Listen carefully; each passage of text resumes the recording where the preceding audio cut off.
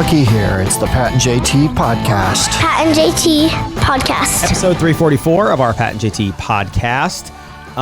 It's Instagram, it's Pat and JT. Facebook, it's Pat and JT. Twitter, it's Pat and JT. Or 402-403-9478. You can come up and say hi to me like Jason did on Saturday at Hy-Vee on 108th and Center. Thanks, Jason.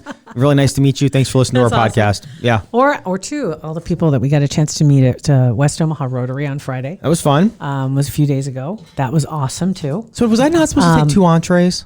Because when you're at a place that has a buffet, usually when you're at a place that has trays of food for lunch, you just pick what you want. We're kind of getting in like at the bottom end before they reloaded everything, and I grabbed Salisbury steak or whatever, a chicken breast, and some rice. The last ones. He took the last ones of both. I did. But, well, somebody has to. There were 4 people behind you. If I didn't take them, no, there was 3. Who was going to take them? Actually, there was just me and Michelle and one other person. Well, there was you 3 guys of us. Fine. You're fine. If I didn't take them, the person behind me was going to take them. So why don't I take them? Then you got fresh ones. No, so I didn't. Michelle. Well, they didn't come out till. Oh, well, we were already seated and everybody was pretty much done. And then they came out with another tray and everybody was pretty much done. So I had some rice and salad. That's fine. Then the extra. I'm good. Then the guests got the fresh stuff. The other guests, the actual important people. We were and nobody else went through. It's like everybody was done. I should have gone back for seconds then. That was delish. Was it? Yeah, it was great. Salad was good. Salisbury steak and the chicken was lit. It was great. Yeah, Michelle, thank you. And Marty, thank you for inviting us. That was a lot of fun. It was fun. Yeah. We just had a chance to talk about podcasting and what Parkville Media does and met some really great people. So thank you to all of them too that came awesome. out. It was a really, I'd never been to a Rotary meeting before. And every civics type organization or civic organization, they all are a little bit different. They have their own protocol. And this was just, I think the energy is what surprised. I don't know if all Rotaries are the same. When you think Rotary, you think old school, calm, like quiet. That's what I thought anyway. It seems really super old school. And you're right. The energy was huge. It was. It wasn't like, even when you go to like the Chamber of Commerce meetings, there's still some, I don't know. I don't want to call it. It's like nobody just pipes up. And at the Rotary meeting, it was bets are off, everybody was more than happy to stand up and say their piece and do this and do that. and they asked, for good news all around. And people step in what they do and they tell the good news and they put some money in the kitty because the money was going for the organization. And then there was an opportunity for a person to win half the money in the kitty. I love split the pot. Fun stuff TBT like that. TBT back to Legion Baseball was split the pot when they would send a hat around the stands. But somebody always did win that. Somebody always did win that. This was it was a chance to win it. So the guy got to come up and draw a card and it was fun. It was a lot of fun. And Marty Cordero, yes, the president of the West Omaha Rotary, did a bang up job. I got to say, he keeps things right on track. You know what it reminded me of, because they would throw fines out for people that did certain, just like fun things, stupid things. They didn't do any this time because she didn't have the book. Right, which was funny. But it reminds me of when I was write down the fines. When I was with the Royals, they had the thing called the Kangaroo Court, which they would fine guys every week. They would have court would be in session, and there was one pitcher, player that was the judge throughout the entire season. So every week on a Sunday, they would have Kangaroo Court, and they would write down all these. Whether a guy, something as silly as you have 3 balls on you, and you swing at the 4th pitch, and it's going to be probably a ball, and you get out. It's a buck. Fine you a buck. Or you hit your head on the dugout lock, whatever. It's a buck. Okay. So it reminded me of that. They throw fines out there for just fun things, and the money goes into the kitty, and then it went to a team party for the Royals, and this goes into the organization. It's fun. It was great. Yeah, it was. It was a good time. So thank you very much. And I'm full still from all that food I ate. So warm. The warm, delicious meat. Michelle and I just looked at each other like, "Are you kidding?" I'm not kidding. There's nothing. He's over there hovering over his plate. Exactly. Back up. Exactly like that. Let's see here. What else is? Oh, real quick too. I had to tell you a kitty update. Okay, the 2 cats that live in my house.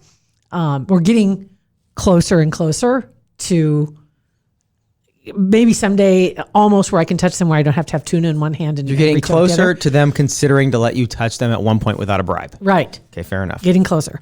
So did I tell you about, they're both so fluffy, like, Yes. just crazy fluffy. Like you want to attack them and eat them. Like they're so like. And yes, you touch I get it. the little girl. She's she's 8. But when you go to touch her at all, you don't feel her because the hair is just That's all you want to do is pet her. All you want to do is pet her.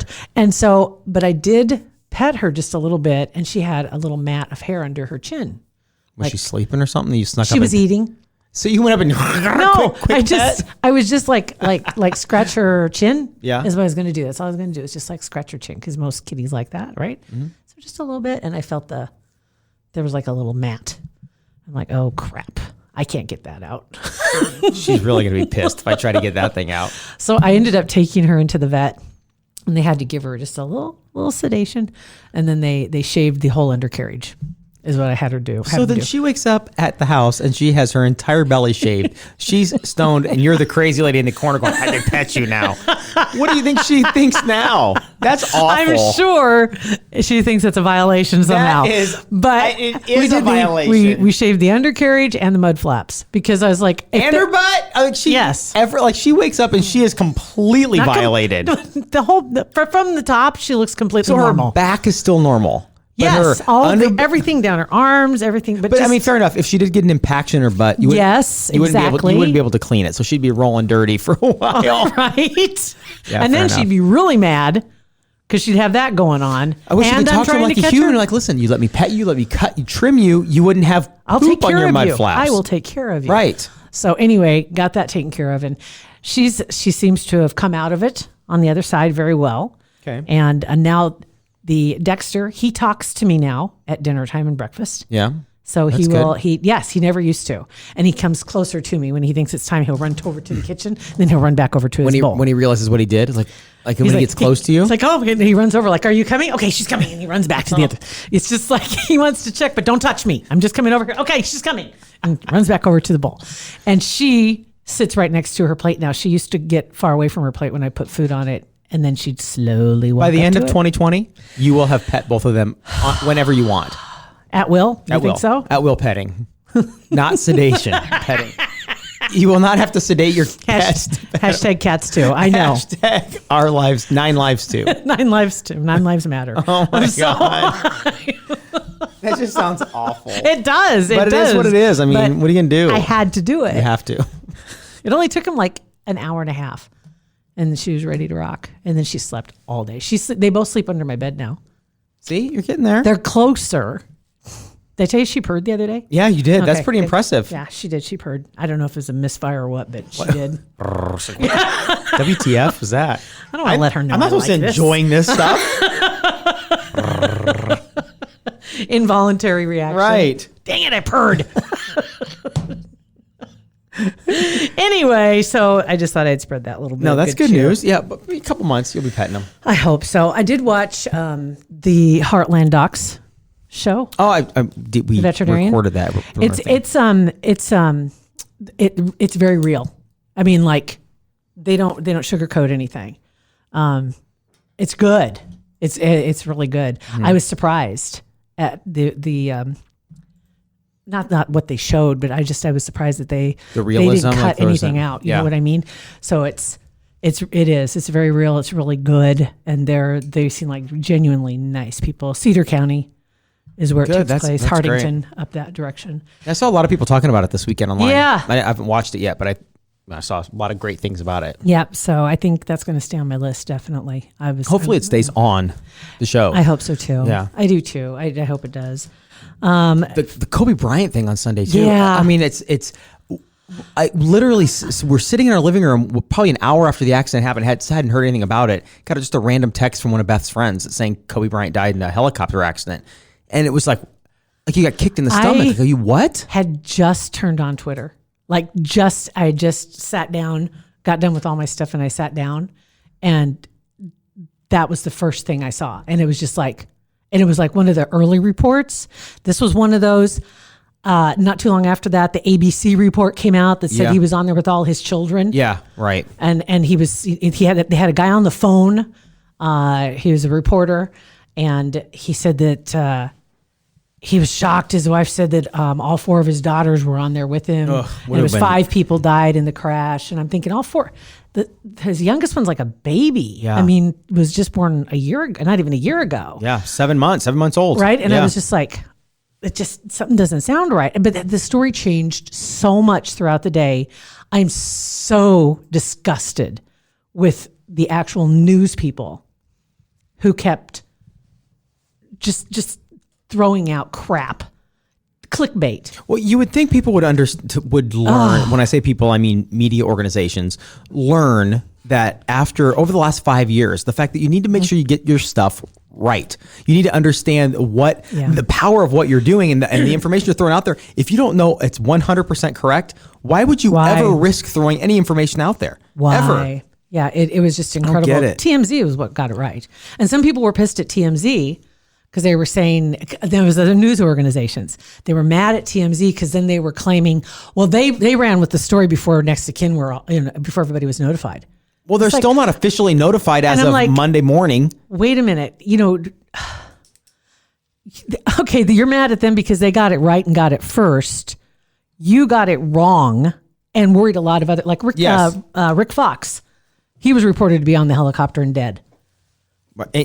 So they're worried about TMZ not notifying next of kin first, but they didn't worry about that, but they got it wrong. They ran with whatever. Stupid. All 4 of his kids and Rick Fox is dead and this, and I'm just like, what is going on? All these stories are wrong, and I can't even imagine. I don't know TMZ. I'll tell you one thing, if nothing else, he's a stickler. Yeah. For facts and having the correct sources. And you rarely, and I say I've only seen it one time where they had a printed a retraction. One time it was, I don't remember what story it was on. It was on something where they got, and it wasn't even a big, huge detail. It was one of those where they went and overcorrected something that wasn't even a big deal. Okay. But what's crazy is that TMZ gets it right almost 100% of the time. Yep. And they're before everybody else. I don't know how they can do it, but nobody else can do it. They've got good sources. Man. And I think it's probably a fact of, like when they say with sources in news, the sources have to be able to trust you. Yes, so you don't screw your sources. So I have a hard time believing that TMZ ran over anybody. Yeah, I don't think so. To get a story out first, because that's not their first priority. And we've seen him sit and talk about it. Mm-hmm. I just have a hard time believing that they would burn a source. Yeah. And they got the information from law enforcement. And there were some mentions of law enforcement trying to deflect. And I think maybe somebody spoke out of turn. Maybe somebody gave some information. I don't know. I'm not sure. But at least it was information that was factual. Was factual, even though it said 5 and then it was eventually 9. They weren't throwing names out there. They weren't doing all this stuff. They were just giving you the facts about what they knew that happened, and it was correct. It was just awful. I think 3 13-year-old girls were on board. And I'm not even an NBA basketball fan. I'm not a Lakers fan at all. It's just hearing that about Kobe. It's like you don't. Mm-hmm. It just was like, what? See, that's. I guess, and I know I've heard a lot of news people talking about it, and Kobe Bryant, it's heard around the world. He's world famous. Everybody knows his name. And I don't know, and like you, I don't follow the NBA. Mm-hmm. I follow the players who get involved with the Kardashians. I follow, you know what I mean? It's more the pop Dwayne culture. Wades who have a connection to Lincoln, 100%. Right, I don't know Union. I don't know the teams. I don't know who's leading in any divisions. I am right there with you. The guys who are in the midst of the pop culture. Yes. That show up on TMZ and TMZ Sports. Those are the ones that I'm familiar with. And so for me, the story itself, Kobe Bryant, I know he's young, 41. But I think it was more so of he's got a wife, 3 daughters that lost their dad. And then hearing about the other 2 13-year-olds that were on there also with a parent each.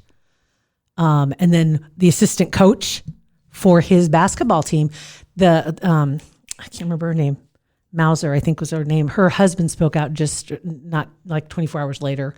And he's got 3 small children at home. 11's the oldest. And she was on board because they were going to go play. And she was she's the assistant coach. And she coached at the school where his daughter went to school. And that's how he'd met her and then hired her to come to his academy to coach these girls. And you think what a blessing. And then there was also that community college coach had been there for 28 years. Him and her, the one you were just talking about. What a blessing it would be to have Kobe Bryant come into your life, to see you, to hire you to work with these other girls. This whole academy that he had, the Mamba Academy. Yeah. And then something like this, you would never think getting into this Sikorsky helicopter, top of the line, the one that the Queen has, would never have a problem. You would never think about that. No, because it just didn't. You make 1,000 choices every day that could go wrong. You leave at 7:12 instead of 7:14. Right. You miss an elevator. You know what I mean? Mm-hmm. I mean, you go through a yellow light. You just never know. Right. It's just... This was a calculated... This wasn't even a risk. I mean, you wouldn't even think it's a risk. You get in a helicopter like that with Kobe, and he's got on the top of the line, private helicopter. Right. Come on. And there was a video of him years ago talking about his use of helicopters.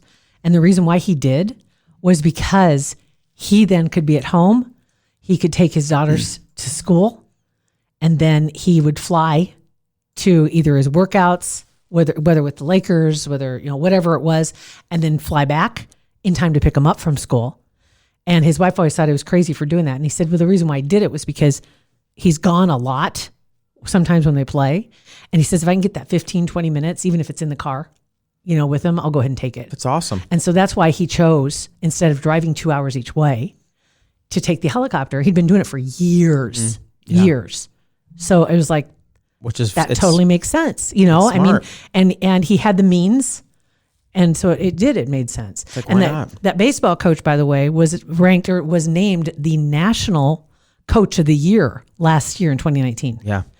And his daughter was Kobe's daughter, Gigi. They were best friends, Gigi and Alyssa. That's just crazy. So that coach, his wife, and their daughter were three of them. Well, there's Nick Baugh and Bo Ruud sat down. It would have been Sunday night, late. Oh, yeah. And they sat for a couple of hours and just recorded a podcast. And it's nickbaugh.com. It's there, or it's on. We put it on our Facebook page as well. It's Pat and JT. It's because Nick, I guess I knew this, but I didn't really know this. Nick's dog's name's Kobe, named a couple of years ago. He only has one piece of artwork that he owns. That's not a girly thing. It's a painting of Kobe Bryant. And he's and Nick and Kevin Kugler were on the call for the Creighton basketball game on Sunday, and they found out 20 minutes before the game started, and Nick had to get up and leave. I mean, he broke down. He couldn't, because it was the guy, he's never met him. Yeah. But it's his idol. It's his idol. It was his absolute idol. Hero. And they got it with the conversation was interesting about people that you never meet that impact your life so much. Yeah. He's like, he just did something to me. I don't know what it was. He just did something to me. And to lose somebody like that, I mean, they had pretty good insights and broke down a couple times. Good comparisons that were out there, even though it's been a number of years. But this is probably the first in this generation, in this century. But when Dale Sr. died, that's one for that sure. That was I didn't even think about that. Huge, and that happened in 2001, February 2001, at Daytona, and that was kind of mine. Yeah. I wasn't going to grow up to be a race car driver. But you'd never think that nothing would ever happen to him. It's Dale Sr. He was invincible. It never crossed your mind. And to see it happen, but basically the same way everybody saw this, because they saw the wreckage right after it happened. I'm sure it left a mark. I mean, for a lot of people, it's just like seeing the smoke. And they were seeing too. Coach Mack, by the way, I saw a couple of quotes from him. Because think what he had to do. Yeah. He had to coach up this team of young men who grew up idolizing this guy who just quit playing 4 years ago. And some of these guys were, junior high school when he quit playing, that'd been their champion. And one of the things that he said to them all is, if you want to honor him, play like he played and leave it all on the floor. Yeah, I mean, what else you have to? And they did. Well, and I don't know names. I don't, but I know that number 24 for Creighton was number 24 because of Kobe. Mm-hmm. And I don't remember his name. And they interviewed him after the game, after they won against 24, Xavier. Yeah, 8, any of those. It's just crazy. It's real. It's crazy. It's weird. But when you have, and sports figures too are just a little, for some reason, it's just a little bit different. I mean, because when Payne Stewart died in the plane crash in the late 90s, it was still Payne. I mean, Payne Stewart was Payne Stewart, but Payne Stewart wasn't Kobe Bryant. It'd be like Tiger Woods. He was a getting killed crowd in an favorite. accident. He was a crowd Everybody favorite. loved Payne Stewart, and the way that he died was the plane crash. It's the shocking. Yeah. Somebody gets sick, they progress through an illness, it doesn't work out, and they pass away. That's one thing. But something like this, or Payne Stewart, or Dale Sr., it's just so. If that happens, imagine the people that lose a close family member or a really, really close friend personally in their life in a sudden way like that. You think about the families, because there'll be 1, 2, 3, 4 families. Kobe's family, the coach's family, the basketball coach's family, because she didn't have a child with her on there. And then there was another mom and daughter that were on there as well. Those families, and the pilot's family. Yeah. And even Kobe's parents. Yeah. Just imagine. And you don't think of Kobe Bryant, and maybe I'm the only one that thinks this way, but you don't think of Kobe Bryant having parents that mourn. It's Kobe Bryant. You don't think of he's somebody's little boy. Yeah. But he's somebody's little only boy. 40. Right. They're probably not that He's old. 5 years younger than me. 4 Right? years younger than me. I mean, that's 41, crazy. yeah. So he has parents that are heartbroken now. And you just don't think about that side of it. You think of Kobe Bryant, the like immortal basketball player And he was icon. just getting ready to be, to start the second chapter. Just won an Oscar last year And, for that animated short. Yeah. Oh, and that was playing all over the place too. That is poignant. Yeah. Seeing that little animation. Oh my goodness. So it's unbelievable. Yeah, it was something, and I'm glad now we're through that first 24-hour period, and so their names, who these people were, reading and just reading the stories about them,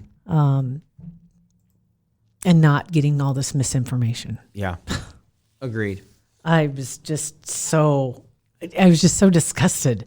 Every time something else would come out and say, oh, okay, well, it wasn't all of his daughters. Now they're saying that it was, just like. There was somebody that posted yesterday in the West Omaha Elkhorn Fremont buy-sell trade group on Facebook. It was probably about 4 o'clock yesterday afternoon, 4 or 5 hours after the accident, posted, it was a drawing that he must have purchased somewhere at some point of Kobe, and he tried to sell it for $1,000. He just got pounded on. Oh my God. And I mean, and I don't know if it's still up or not, but it was tacky. Oh, it was disgusting. That's terrible. That's awful. Right, and he even said in there, I purchased this for $300, but I think I'll let it go for $1,000. It's like, you are an absolute dirtbag. Oh my gosh. There was a reporter that retweeted a story about Kobe Bryant from the early 2000s. Oh man. And let's not forget, is what the post was. And they buried her. Was that the girl that was talking on CNN too? Because there was a female reporter that mentioned that. Because she didn't write the article. She reposted somebody else's article. And she got, as a matter of fact, I think she got suspended. Good. I would hope so. There's no need for that. It's like, that's between him and his wife. It's been dealt she with. stayed with him.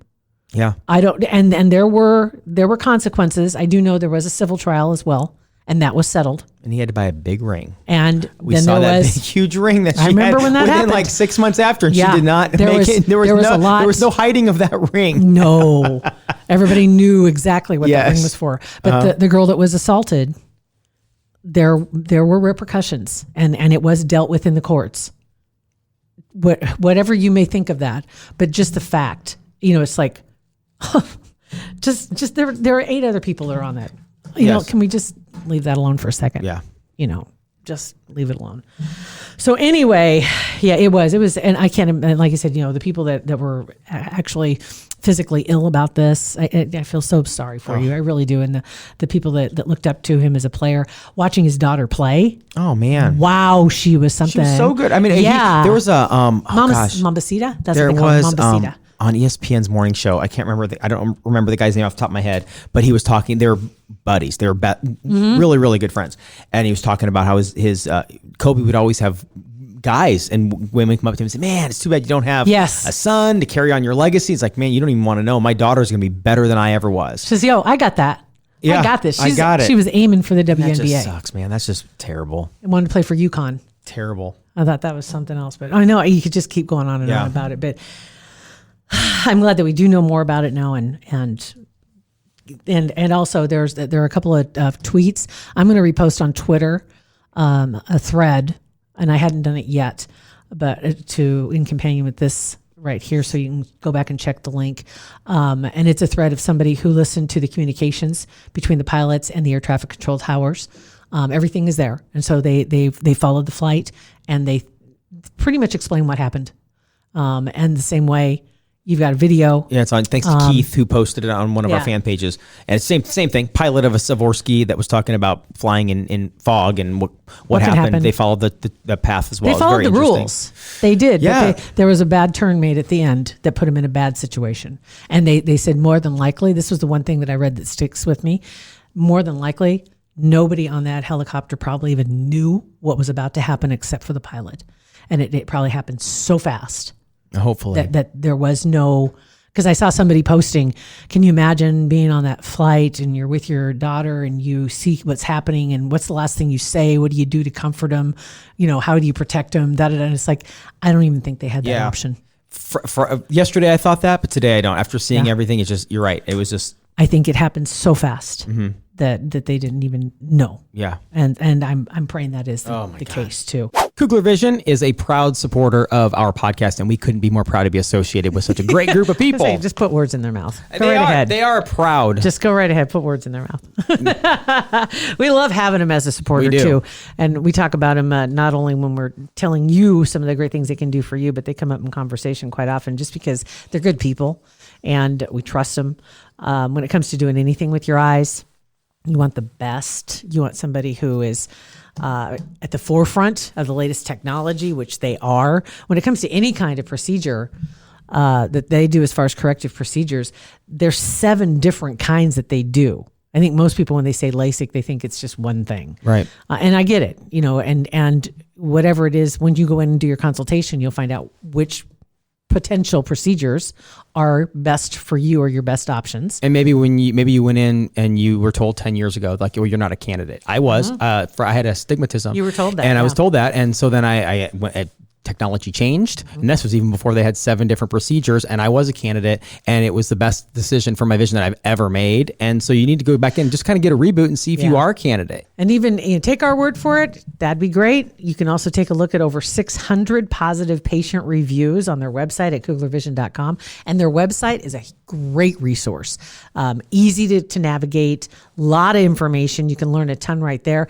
And that's where you can also schedule your consultation. You do. And when you do, just let them know that you heard it on the Pat and JT podcast. Please do. You schedule that consultation, get in, they'll get you a full workup, let you know what you're a candidate for. Yeah. And they'll take care of you. What your problem areas are, what they can help you with, the whole 9 yards. It's really very informative, and if for no other reason than just to get a real good, clear picture you can see what you could see in 2020. That's enough of the puns. It is 2020. Oh my God.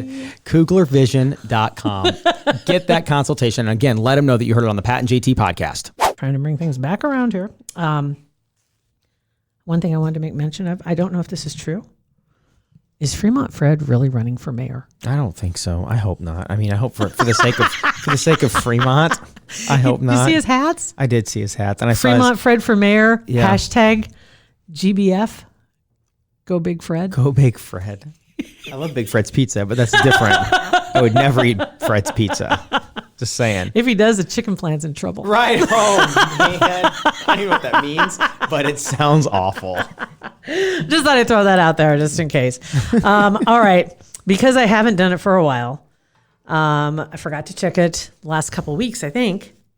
We do have a Fugitive Friday, even though I know it's not Friday. It's okay. And whatever. Somebody's probably listening to this on Temperature Tuesday. We're going to call it Fugitive Friday. Last Tuesday it was free. Runzas were free. You buy a small fry and a drink, and it was free because it was like 0. Today it's like 32. Yeah. Did you know? Have you ever seen the kids' meals that they have? The kid-size Runza? I've had them. The kid Runzas are perfect. That's why you make fun of me for having a kids' meal at Don and Millie's. It's the same freaking thing. No, it's not. Hold on. What? Did you just hear what you said? You just said they're perfect. They're perfect. They're like half the bread. Less than half the bread. Because there's and much more stuff in the middle. And a healthy dose of French fries. Do your segment. What are you? That is unbelievable. It's because with an adult kid meal, I'm so fired up.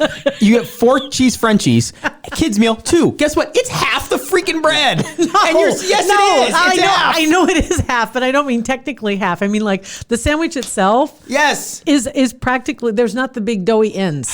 Just go. Just go. I don't even know what to do. If you get a chance, I'm just saying.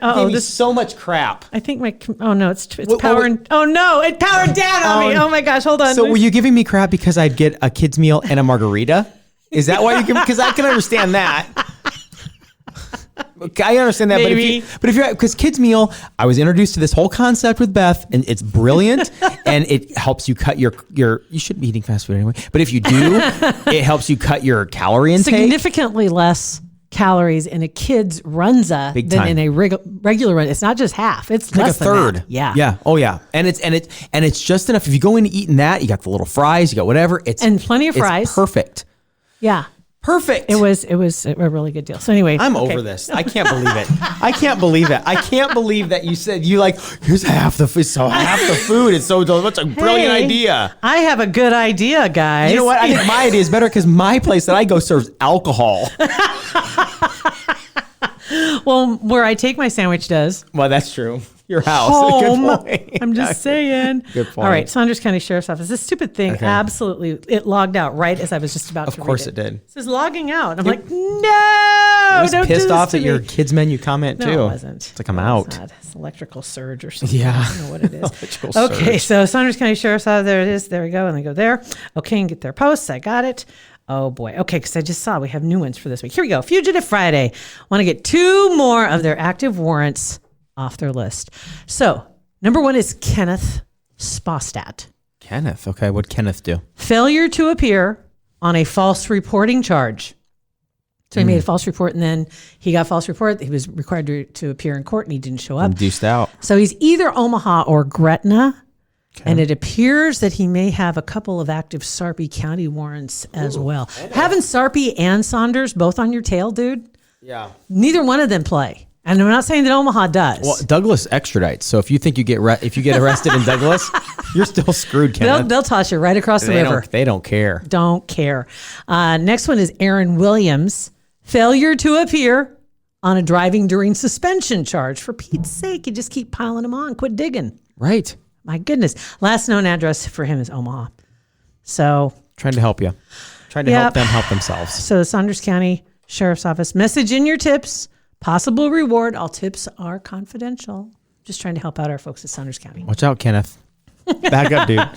Our email address is hey@patandjt.com. Don't forget, all the stuff we talked about today, it's on our Facebook page and Twitter. It's Pat and JT. That other JT on Twitter. Yes. Pat is a boy, and it's Pat and JT on Facebook. Thanks for listening to our podcast. Pat and JT Podcast, a Parkville Media Production.